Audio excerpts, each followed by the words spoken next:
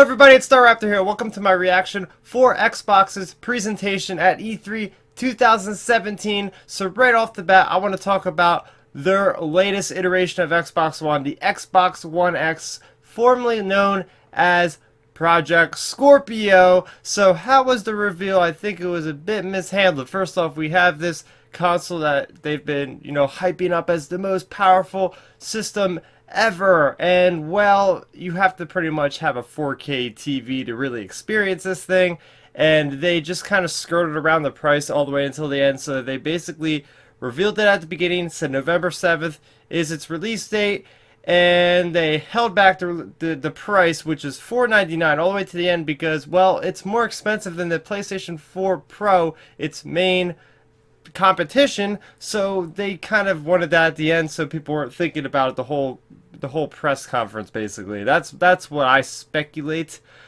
And well, I'm very bummed because I would have thought there might have been some VR component. I was really hoping that. I know last year they actually did say that there would be some sort of VR thing they were working with, and I feel like it's a bit of a missed opportunity. It would have been great to see Oculus Rift, for instance, pair up with Xbox One and have this really innovative experience.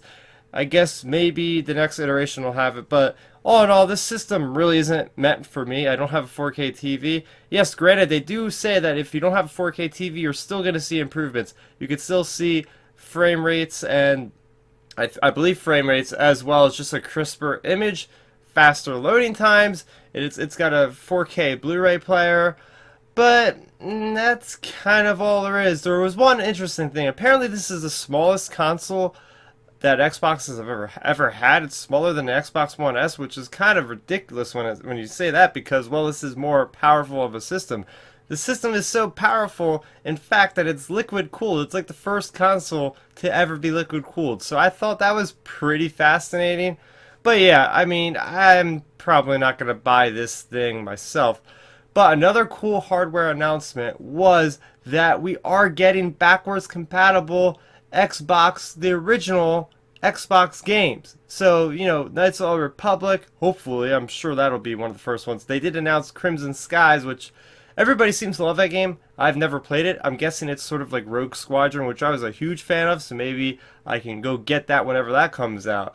So, of course, I can't talk about this press conference without talking about the games. So the first game they kind of rolled out was the Forza 7 game. I think it's Forza 7. Something that was a little funny, and they do this sometimes in the conferences, is they invite these big name people, in this case these big name female race car drivers, and they said, oh, they're going to be playing this game, but they really weren't. They were just standing there with the controllers because they are going through like a montage of gameplay. And Forza 7 is, the Forza series is always one of those game series that you want to show off the new hardware, because it is always one of those games that kind of pushes the envelope for fidelity. So they're really harking on that.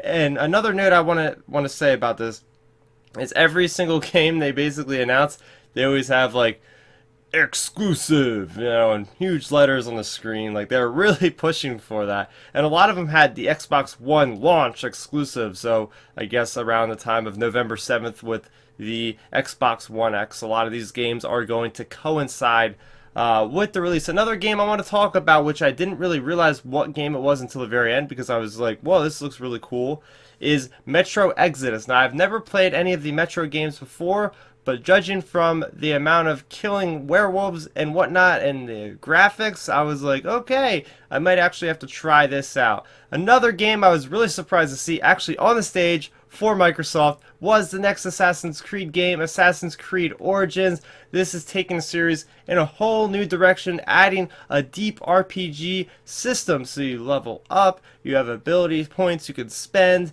you have this entire customization, armor, weapons, you name it.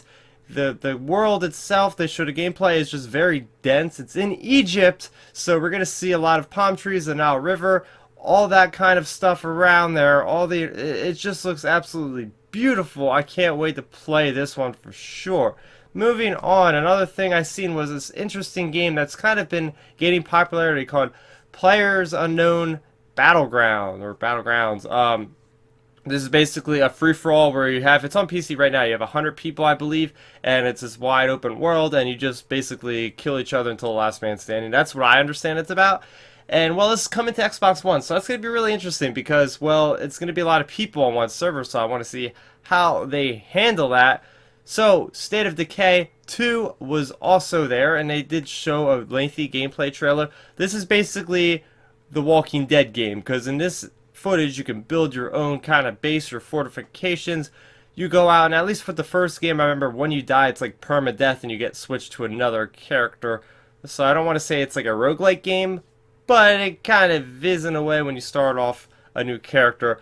A brand new game they announced was called the Darwin Project. This kind of reminds me of like an esport type game, a battle arena type game, and the interesting thing about this game is it's linked to Xbox's new streaming platform called Mixer. And apparently in the gameplay they showed that somebody said shield. They typed shield or something in the chat and it gave the guy playing a shield. So very interactive. I'm really looking forward to see how that actually plays out. Moving on to some other games, we do have a lot of Eastern kind of influenced Japanese RPG games that are going to make landing on Xbox One. Now this one's not an RPG, but it's definitely influenced by the East, and it is Dragon Ball Z. They are getting a new fighting game, and it looks really damn good. I've never been a fan of Dragon Ball Z.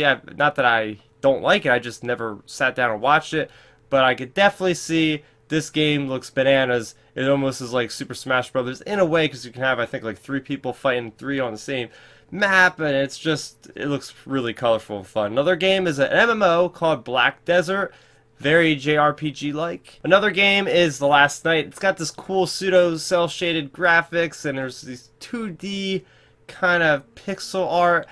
The Artful Escape is something that looks really interesting to me. It's this guy running with a guitar, and it's really rad music, so that's another one I'm going to be looking out for. So Xbox's answer to Bloodborne might be Code Vein. This is a very interesting type Dark Souls-y kind of game. It's got that anime type style, so really cool. So of course Sea of Thieves had a presence at this conference. They showed off the new treasure tracking with you get the maps and you actually have to solve the riddles and you literally have to dig up the treasure chests, and of course there's the combat that they definitely showed that off with the skeletons. They showed off the new physics and the visuals for legit storms in Sea of Thieves, which look absolutely phenomenal. The waves, the crest, everything. Even at one point a guy jumps into a cannon and fires himself to an enemy ship and ensues in a freaking sword battle. This is everybody's pirate dream game. Pretty much this is the next best thing to Assassin's Creed Black Flag, pretty much. That's what it's shaping up to be. Another game that was mentioned is Tacoma, which has been previously announced. I believe it's developed by Fulbright Studios, who did Gone Home, which is this walking simulator game. I love that game, and this looks to be something similar to that vein. You're on a space station. It's got this really rad kind of neon graphics. Super cool. Another game that was announced that I've never seen before is called Super Lucky's Tale. It's about this little fox guy, and it's this 3D, 2D, but it's also got some 3D element platforming in there. Very reminiscent of Banjo-Kazooie, so that would be one for me for sure, because I love that game. So we have a release date for Cuphead. It's coming out on September 29th. Finally, I've been hearing about this game for like 2 E3s now. It's got this really rad art style that's like a 1920s, 1930s vibe. Early like Disney-esque, I guess I could stretch it out to say maybe. But it looks really fast and furious, really cool. Another game that's been in development and finally has a release date is Crackdown 3. I loved Crackdown 1. I don't believe I've ever played Crackdown 2, but judging from the gameplay, it looks very faithful to the original game, and I will definitely be checking that one out. Another interesting game that I've never seen before is called Ashen. It's got these clay kind of graphics, and again, this is a very Dark Souls-esque type of game.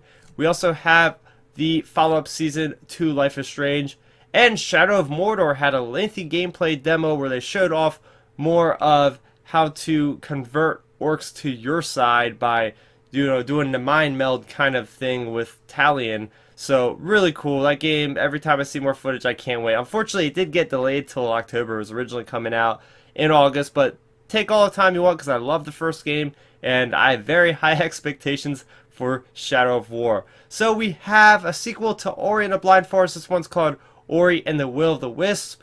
It looks amazing. They had a guy on a piano live doing the music to the gameplay trailer. Really, really cool.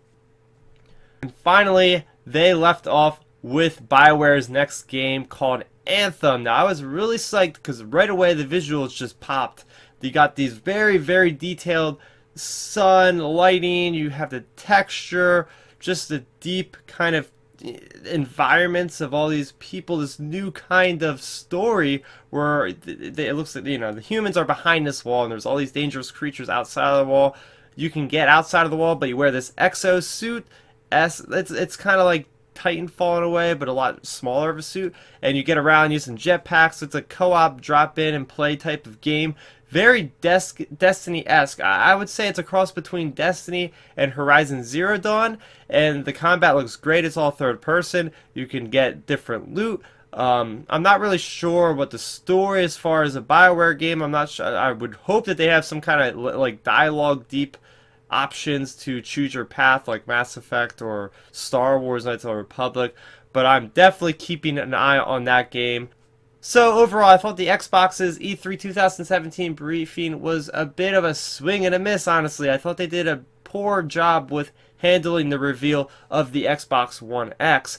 They, right up front, just gave us a whole bunch of tech jargon without even showing us anything at first, so it was kind of just like, okay, especially if you're not tech savvy, it's just going to seem like a bunch of gibberish right off the bat. And it's hard to kind of show off these things when most people watching don't even have the 4K TV to really experience what the fidelity of this gameplay is. So it's just a bit odd. And just the fact that they segmentalized it where they didn't show you the price until the very end, almost as if they were kind of timid of showing you the price too early.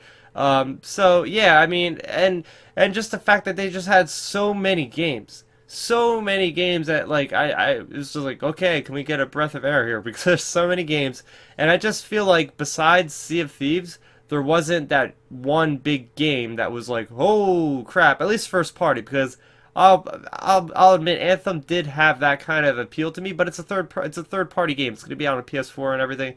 I wanted to see a stronger AAA game coming from Microsoft, and well, I didn't really get that. So that is what I thought of the briefing for Xbox at this year's E3. But I want to know what you guys thought. What do you think of the Xbox One X? What did you think of all the game reveals? What game are you looking forward to most playing on the Xbox One? Let me know in that comment section below. Also, if you haven't already subscribed to my channel, please consider doing so. I will be covering more E3 stuff right here, so make sure you subscribe. I'm Star Raptor, thank you for watching, and bye-bye. So, did you like the video? Then make sure you rate it a thumbs up, and if you did that, go over there, hit that Star Raptor head to subscribe to my channel. Doing so will keep you up to speed on all of my latest content, speaking of which, you can see a couple of my recent uploads down below. I'm also on social media, so what are you waiting for? Let's start nerding out.